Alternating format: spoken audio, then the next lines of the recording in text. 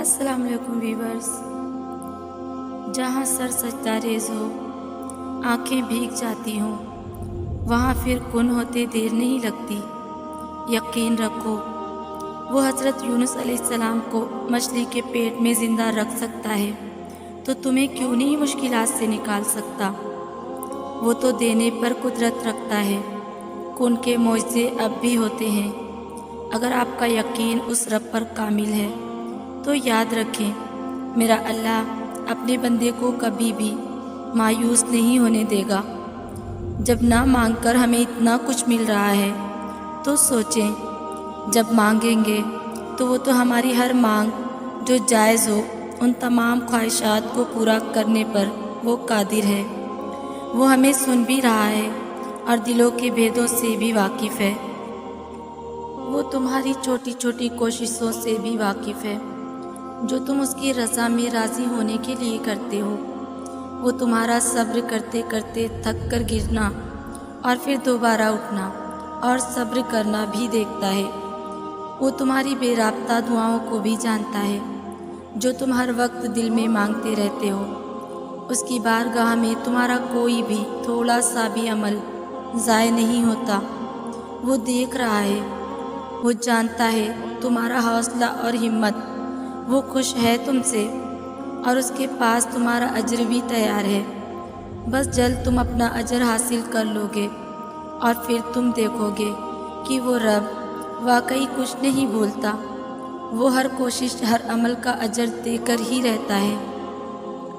اگر تم معجزات کی تلاش میں ہو تو سنو، معجزے تب ہوں گے جب تم اپنے رب کی قدرت پر اندھا اعتماد کرو گے، جب تم سب وسوسے نکال کر یہ یقین رکھو گے کہ وہ رب کوئی نہ کوئی راہ نکال ہی دے گا، جب تم خود کو اس کی رضا میں مکمل ڈھال دو گے، جب تم اس کے آگے سر تسلیم کر دو گے، جب تم اپنی خواہشات سے زیادہ اس کے حکم کو اہمیت دو گے، اور اس سب کے بعد تم اپنے نصیب کے معجزے دیکھ پاؤ گے۔ کچھ دعائیں فوراً قبول نہیں ہوتی کیونکہ وہ ہمارے لیے بہتر نہیں ہوتی، اسی لیے اللہ ہمارا دل ان دعاؤں سے موڑ کر مطمئن کر دیتا ہے۔ پر کچھ دعائیں بڑی ضدی ہوتی ہیں، ہمارے لاکھ چاہنے کے باوجود بھی ہمارا پیچھا نہیں چھوڑتی۔ سب کچھ ختم ہونے کے بعد بھی قبولیت کا انتظار کرتی ہیں اور ناممکن نظر آنے پر بھی معجزوں کے دروازے پر دستک دیتی رہتی ہیں، اور مسلسل دستک دے تو دروازہ کھل ہی جاتا ہے۔ پھر جو ہمیں نصیب سے نہ ملنا ہو وہ بھی معجزوں سے مل جاتا ہے۔ بے شک جو انتظار اللہ کی رضا کے لیے کیا جائے وہ کبھی رائے گا نہیں جاتا۔ اللہ تو بہت مہربان ہے، وہ اپنے بندوں سے راضی ہو ہی جاتا ہے۔ تم بس اللہ کے منصوبوں پر یقین رکھو، وہ کہانی کو اختتام سے نیا موڑ دینا بخوبی جانتا ہے۔ پتا بھی نہیں گرتا اور اللہ کو خبر ہوتی ہے۔ ابھی دل میں خیال اور لبوں پر وہ دعا آئی بھی نہیں ہوتی، مگر وہ پہلے ہی جانتا ہے کہ ہم وہ دعا کرنے والے ہیں۔ وہ تو اس کی بھی سنتا ہے جو بول نہیں سکتا، اس کی بھی دعا قبول کرتا ہے جس کے ہاتھ نہیں ہوتے کہ وہ ہاتھ اٹھا کر مانگ سکے۔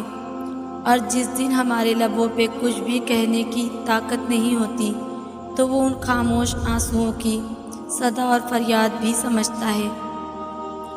راستہ نظر نہ آئے تب اللہ پر یقین ایمان ہے، جب وسائل اور ذرائع نہ ہوں اور پھر یقین ہو کہ اللہ مسبب الاسباب ہے۔ وہ اسباب کا پابند نہیں، وہ اسباب کا محتاج نہیں، بلکہ اسباب اس کے محتاج ہیں۔ اگر ایسا یقین ہے تو ایمان ہے، اگر ایسا نہیں ہے تو پھر آپ کا یقین اسباب پر ہے، وسائل پر ہے۔ اس وقت کہاں راستہ تھا جب موسیٰ علیہ السلام کے سامنے سمندر اور پیچھے فرعون کا لشکر تھا؟ وہاں تو یقین نے سمندر کو بھی راستہ دینے پر مجبور کر دیا۔ جہاں کہیں بھی تم ہو اللہ تمہارے ساتھ ہوتا ہے، لیکن اس کا یقین قائم ہو جائے پھر دنیا کی کوئی طاقت تمہیں نہیں ہرا سکتی۔ ایک دن تمہارے پاس وہ سب ہوگا جسے پانے کی امید میں تم اتنی دعائیں کرتے ہو، راتوں کو اٹھتے ہو۔ اللہ تمہیں وہ سب کچھ دے گا جس کی تم تمنا کرتے ہو۔ تمہارا انتظار ضائع نہیں جائے گا۔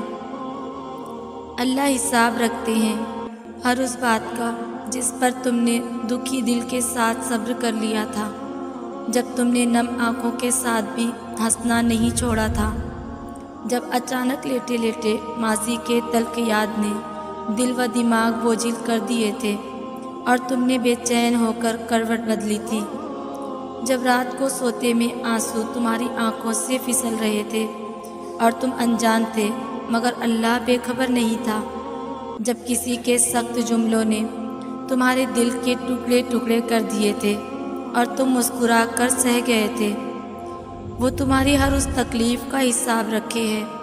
تمہیں یہ وقت بھلے ہی مشکل لگ رہا ہو مگر تمہاری سب مشکلات کا حل بس اس کے ایک کن میں رکھا ہے۔ بے شک اللہ تو بن کہی باتیں بھی سن لیتا ہے، لیکن جب تم اللہ سے بات کرو تو اپنے دل و دماغ کی ساری باتیں اپنی زبان پہ لے آنا۔ یہ مت سوچنا کہ میں تو بہت گناہ گار ہوں، اللہ تو مجھ سے ناراض ہوگا اور اتنی آسانی سے راضی بھی نہیں ہوگا، میری دعاؤں کو قبول نہیں کرے گا۔ نہیں، اللہ تو کہتا ہے تم اتنے گناہ کرو کہ تمہارے گناہ آسمان کی چھت کو چھو جائیں، اور تب تم آدھی زبان سے بھی یہ کہو کہ اے اللہ مجھے معاف کر دے تو میں تمہیں معاف کر دوں گا۔ کیا پھر بھی تم دیر کرو گے اللہ سے معافی مانگنے میں، اس کے سامنے جانے میں؟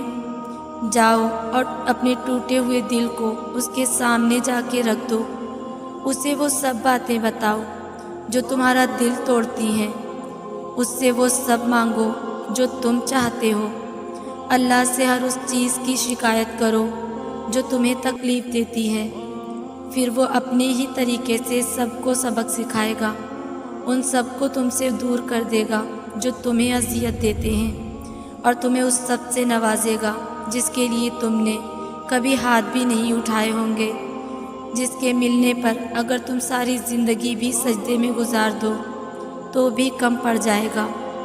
بس اپنے دماغ میں یہ بات کبھی بھی مت آنے دینا کہ وہ تمہاری دعاؤں کو سنتا نہیں ہے، وہی تو ہے جو تمہیں سنتا ہے، اس کے علاوہ کون ہے جو تمہیں اتنے اچھے سے جانتا ہے، سمجھتا ہے۔ بات کرو اس سے، دعا کرو، وہ سنے گا کیونکہ وہ اپنی مخلوق سے بے حد پیار کرتا ہے، اس کے علاوہ ہمیں سننے والا ہے ہی کون؟ اس کے بغیر ہم بالکل نامکمل ہیں، ہمارا وجود ادھورا ہے۔ اگر اللہ کا حکم نہ ہو تو انسان فریاد کر سکتا ہی نہیں، یعنی دعا میں ہاتھ اٹھانے والے آپ نہیں ہیں بلکہ وہ اللہ ہے جو آپ کو خود تک لایا ہے، وہ آپ کو دعاؤں تک لایا ہے۔ اللہ آپ کے اور اپنے درمیان ملاقات کے بہانے بنا رہا ہے تاکہ آپ اس سے ملنے جائیں، چاہے کوئی بھی آس دل میں لیے، کیونکہ وہ تو آپ کا اپنی طرف آنا دیکھتا ہے، پھر چاہے غرض کوئی بھی ہو۔ تم ابھی جس مقام پر ہو وہ اللہ پاک کے منصوبے کا ایک حصہ ہے، اور اس سے گزر کر تمہارے لیے وہ سب ہے جو تم مانگتے ہو۔ یہ بے سکونی اور یہ الجھن تمہیں اللہ پاک تک واپس لے جانے کے لیے ہے۔ تم زندگی کے جس مرحلے پر ابھی کھڑے ہو اسی میں اللہ پاک کی رضا ہے۔ جب تم یقین کا دعویٰ کرنے لگتے ہو تب وہ تمہارا یقین آزماتا ہے، ان چیزوں کے ذریعے جن کے بغیر رہنے کا تم تصور بھی نہیں کر سکتے۔ وہ ان چیزوں کو تم سے چھینتا نہیں ہے، بس اپنے پاس سنبھال لیتا ہے اس وقت کے لیے جب تم اسے منانے آؤ اور وہ تمہاری جھولی میں انہیں واپس رکھ دے۔ وہ تو تمہیں دینے کے بہانے ڈھونڈتا ہے، پھر تم اس سے مانگتے ہوئے کیوں تھک گئے ہو؟ یہ ٹھوکریں تو معجزوں کی دین ہوتی ہے، یہ زخم اس کے لیے ایک کن سے بھر جائیں گے۔ اس نے تمہیں نصیب کے جھمیلے میں اس لیے ڈال رکھا ہے تاکہ تم جان سکو کہ دعائیں اس نے بے وجہ نہیں بنائیں۔ تم اسے خوش کر کے تو دیکھو، جو تمہیں خوش کرنے میں لگا رہتا ہے۔ تم اس کے سامنے سر جھکا کر تو دیکھو، وہ سارے معجزے تمہارے قدموں میں لا کے رکھ دے گا، اور ایسا تو کچھ بھی نہیں جو اس کے کن کے بعد بھی نہ ہو سکے۔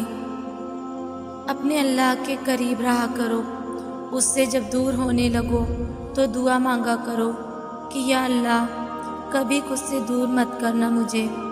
اللہ سے محبت اس لیے نہیں کی جاتی کہ ہمیں اس کی ضرورت ہے۔ اللہ ضرورت نہیں، حصہ ہے۔ اللہ زندگی کا حصہ ہے۔ اللہ زندگی کا مقصد ہے۔ آغاز بھی اللہ ہے اور اختتام بھی اللہ ہے۔ تم ایک بار دل سے سر تو جھکاؤ اس کے آگے۔ وہ رب ٹوٹے دلوں کو جوڑنے پہ قادر ہے۔ وہ برے دنوں کو اچھے دنوں میں بدل دے گا۔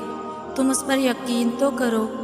جب تم نے اس سے مانگ ہی لیا ہے تو یقین بھی رکھو کہ وہ دینے والا ہے، کن فرمانے والا ہے۔